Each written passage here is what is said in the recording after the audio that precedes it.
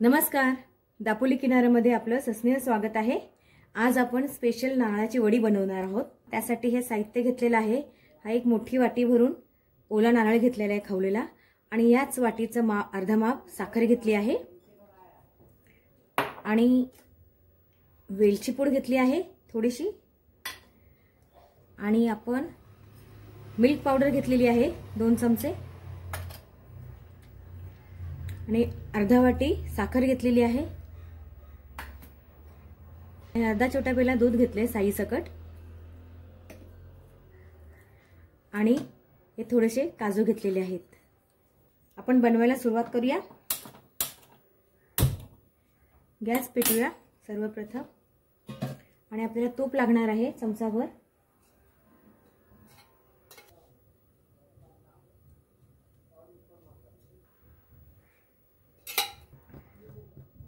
हा ओला नारळ खवलेला आहे तो आपण यात घालूया। थोडंसं तूप घेतले आपण अगदी चमचाभर, त्यामध्ये ना हा नारळ चांगला छान परतून घेऊया। गॅसची फ्लेम कमीच ठेवायची। स्टीलचं भांडं आहे, स्टीलचं भांडं लवकर तापतं, त्यामुळे ना स्टीलच्या भांड्यात करना गॅसची फ्लेम थोडीशी मध्यम किंवा कमीच ठेवायची। नाहीतर ना पदार्थ थोडा करपण्याची किंवा खाली भांड्याला लागण्याची शक्यता असते। तर असं परतून घ्यायचं छान।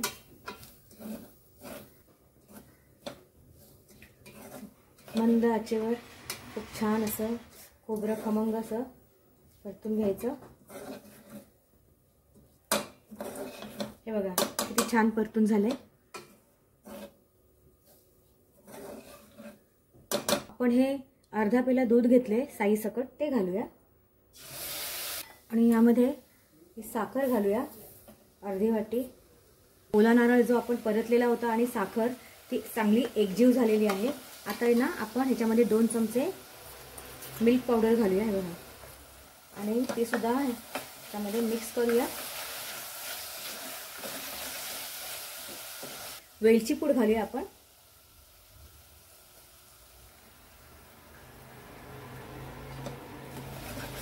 मिक्स करून घेऊया।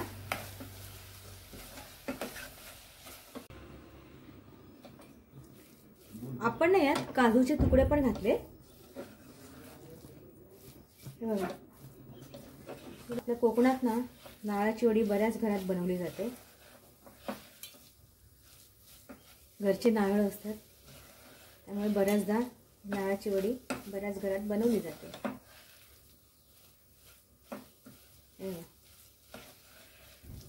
छान सुगंध येतो। असा हा आता गोळा बनलाय छान, म्हणजे आपली नारळाची वडी तयार झाली आहे। आता ही आपण एका ताटात काढूया आणि वड्या थापून घेऊया।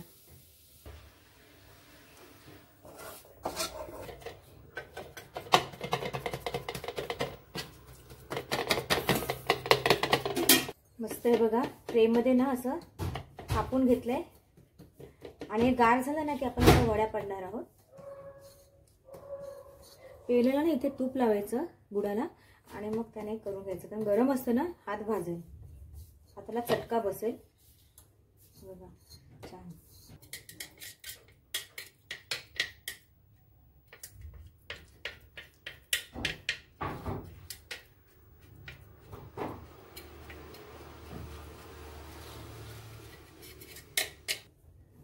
मस्त थापून झाले, हे बघा। आता काय करूया, हे गार झालं ना की ह्याच्या वड्या पाडून घेऊया नंतर। आणि बऱ्यापैकी गार पण झालेला आहे। आता आपण ह्याच्या वड्या पाडूया। आपण यामध्ये काजू पण घातले, दिसतायत बघा मस्त, छान वड्या निघतायत। हे बघा आपल्या स्पेशल नारळाच्या वड्या बनवून तयार आहेत। तुम्ही नक्की बनवून बघा, अशा पद्धतीनं तुम्हाला नक्की आवडेल। खूप छान झालेल्या आहेत, आणि अशा आपल्या साध्या सोप्या रेसिपीज तुम्हाला आवडत असतील तर त्या मित्रपरिवारामध्ये शेअर करा, लाईक करा, आणि आपला दापोली किनारा हा चॅनेल नवीन आहे तो सबस्क्राईब करायला विसरू नका। थँक्यू।